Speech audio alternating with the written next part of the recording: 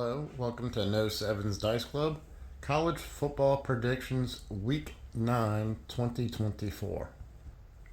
Last week we went 3 and 1, our first winning week of the month.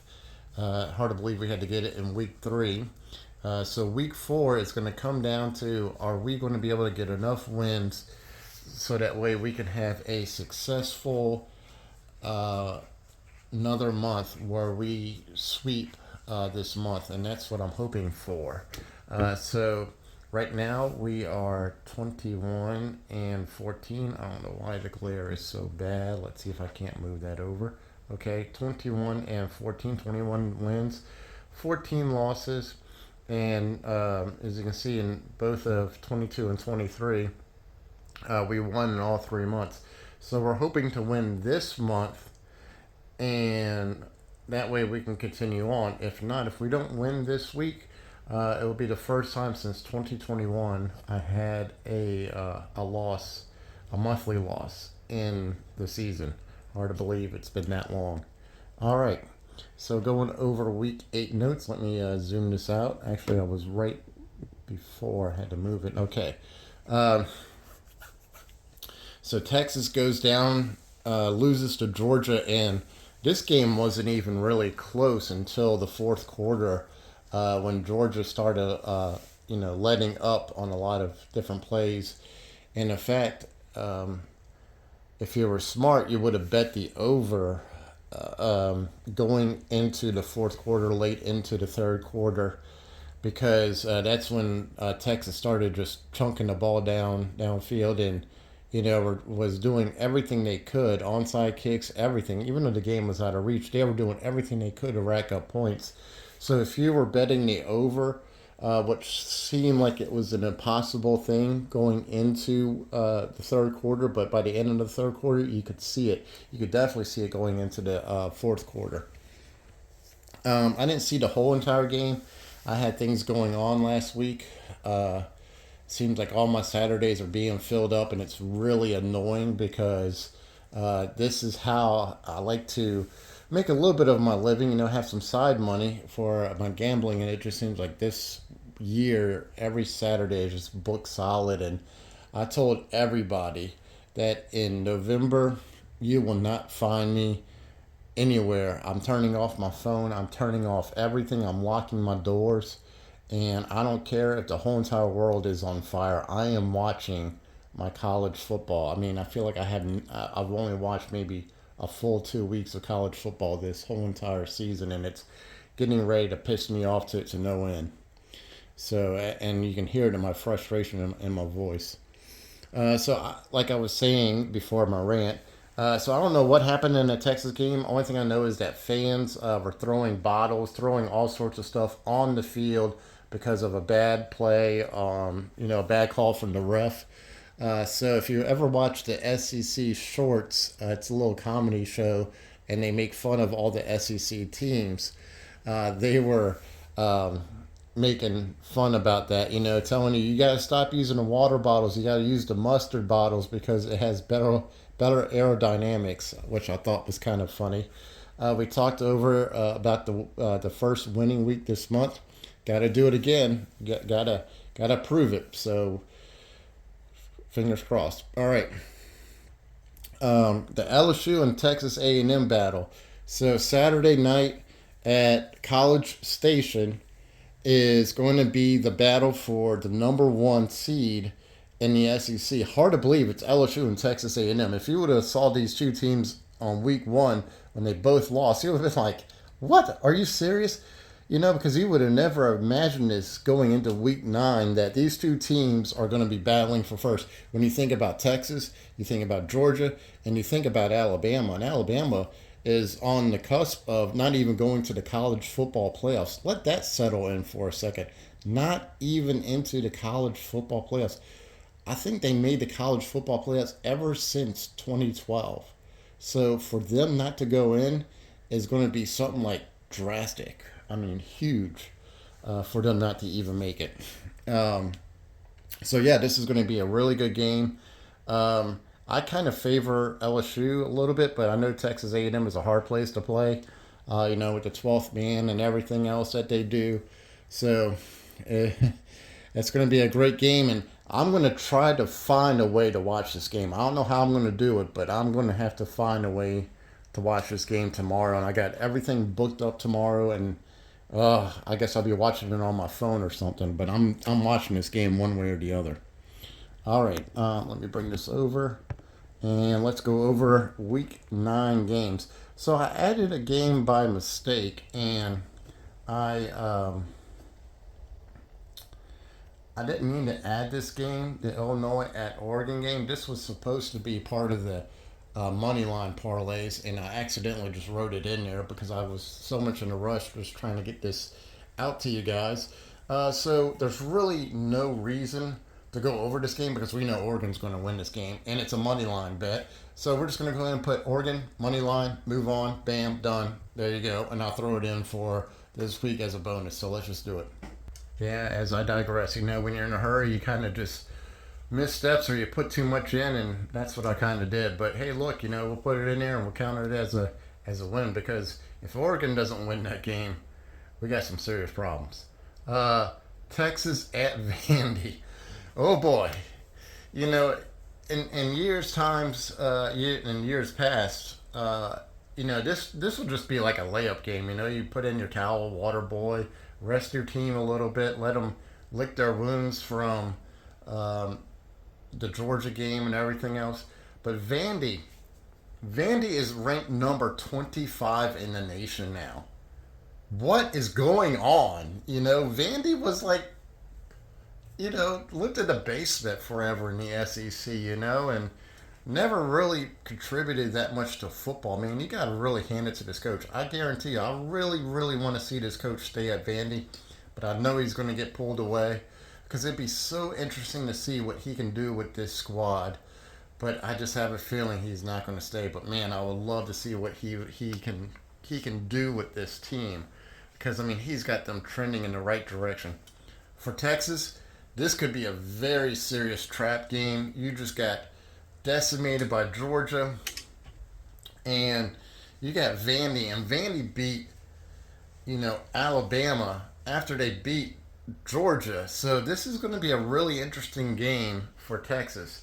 And if you looked at the Alabama Vandy game, it was almost 60 points scored in that game. And Vandy held the lead the whole entire game. And Alabama came roaring back in the fourth quarter. So what I kind of like in this game is I'm not going to take the points. I'm going to take the over at 51.5. I think that's kind of low for this game because you know that whoever the quarterback is for Texas, whether it's Manning or whether it's Quinn Ewers, whoever it may be, they're going to score points. And Vandy needs to score points to keep up with Texas. So this is going to be a shootout. So I'm really looking forward to seeing an over in this game. And if Vandy beats Texas, oh boy, this whole entire SEC is going to be flipped upside down for sure. So let's go ahead and lock it in. Let's take the over at 51.5. Okay, so next game is Florida State at Miami. Miami's minus 21 in this. It's a 6 p.m. game. I did a lot of research on this game. And if you look at Florida State playing Clemson, I think it was last week, if I remember. Like I said, I haven't been watching a lot of games, guys. I'm sorry. That game was really close. In fact, I think it was decided by 7 points or less. And if you look at a lot of the Florida State games that they've been playing, the bigger competition like Miami and everything else, they step up for those games, especially Miami. This is a battle of Florida right here. So this is a huge rival game. This is where two teams do not like each other. They have a bitter history of just not liking each other, no matter. And going back into the past when Florida State was just dominating and Miami just had nobody. This game was always close because they always just rise up and play for just Florida pride and everything else.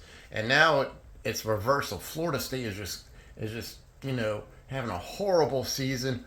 Miami is just dominating. They're in the top 10. They're playing great football, but 21 points is a lot to cover. And with Florida State, you know, throw away their season record for a minute. Just look at the past few games and look how close those games were to Florida State. They were all less than pretty much 14 points. So I'm going to go out on the limb here, and I'm going to go get really crazy because it is Halloween coming up next week, and I think I'm going to go with a scary pick here. In fact, I'm going to go with a couple scary picks down the road. So this one is going to be scary pick number one. I'm going to take Florida State plus 21, and I think they're going to be able to hold on to those 21 points pretty well. So let's go ahead and lock it in. I don't know what that was. I tried to write Florida and my hand like smeared half of it. So just excuse the sloppy handwriting, but it's Florida State minus 21. So all right, let's go on to the next one. Uh, Nebraska at Ohio State. So Ohio State's minus 23, minus 25. Those points are fluctuating like crazy right now. Uh, Nebraska is. I don't know where Nebraska is. I mean, I know where it is on the state, but I mean, I just don't know where their program is. I mean, they play really great football, then they don't. Then they play horrible football. Then they play great football. Then they play horrible. I mean, they seesaw all over the place. Ohio State is just pretty much consistent, but I don't know if I like minus 25. That's what it is right now. I'm sure it's probably going to be minus 21, minus 30, whatever it's going to be. I mean, this point thing is just all over the place. So, and just depending on your betting book too. Uh, Nebraska can score points, but do you take Ohio State minus 25 in this? That's the question, and that's what I had the hardest time trying to pick out this game. And I just wasn't sure which way to go because I don't want to take Nebraska plus 25 and they don't score anything, and then I'm left with 25 points and Ohio State scores 40 points, or does Nebraska come out and just blow the doors off Ohio State, not win the game, but scores, enough points where, they only lose by three, so it's really that give and take that you have a really hard time. So I decided to punt the football and go with something really simple that I did last week, and you guys didn't roast me too much, so I appreciate it. So I'm going to do it again. When you're not sure about a bet, and you can look at the over/under on this, I mean the over/under, the money line pick. The money line pick on Ohio State is not that bad.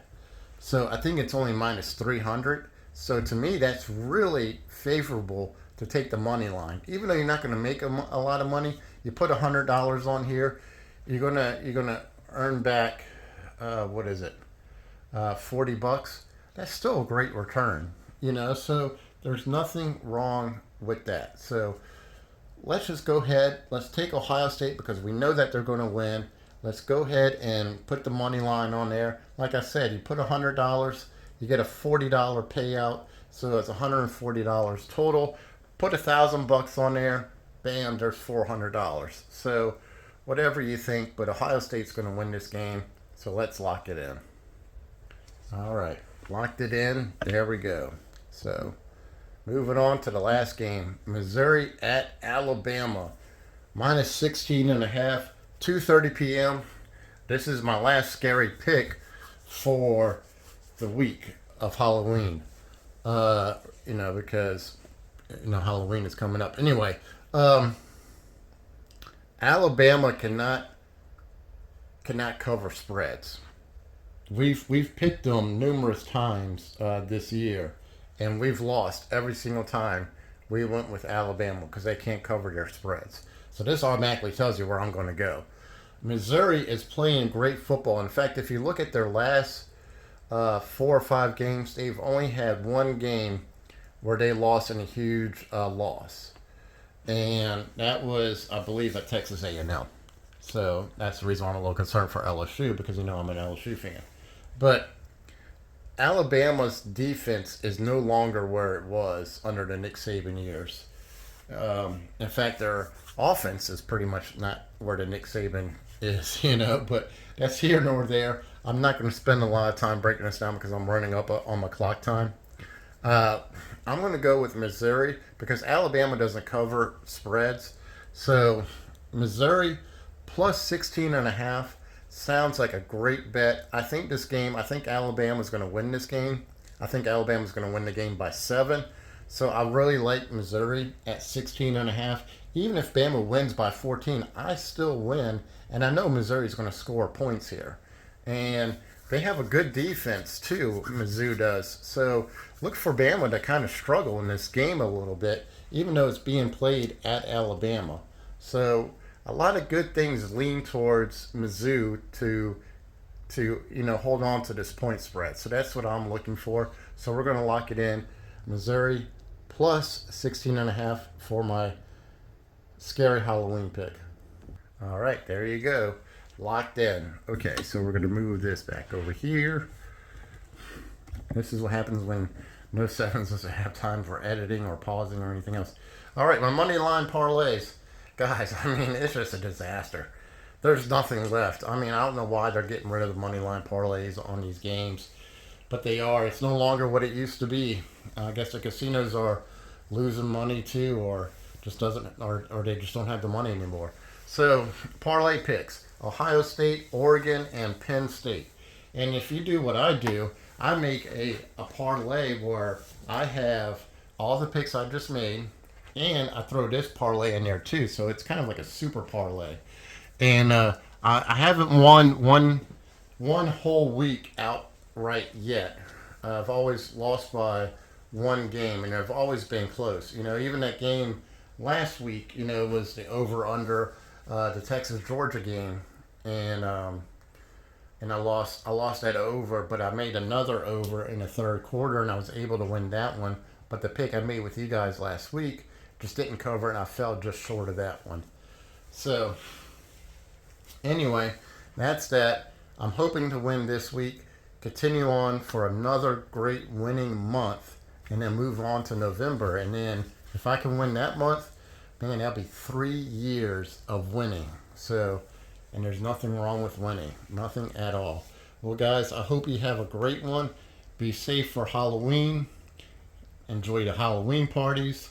Do whatever you want to this weekend. Just be safe. Enjoy football. Think of No Sevens because he won't be able to watch football. I'm going to be hiding in a corner trying to watch my LSU Tigers play on my phone. I'm going to be like that Allstate commercial where he's, at that wedding. He's like, yeah, let's go wrap it up. Come on, I got a game here. That's going to be me this weekend. So, and like I said, I am locking myself into. I don't have a basement here in Louisiana, but I wish I did because I would lock myself in the basement. I'm going to turn off all electronics and everything else, and watch some football in November. So, guys, I'm off my rant. I'm off my soapbox. Good luck this weekend. Have a lot of fun. Eat lots of candy. Do whatever you want to, and just enjoy life. That's all I have to say. But No Sevens is going to catch you on the flip side because I'm getting out of here.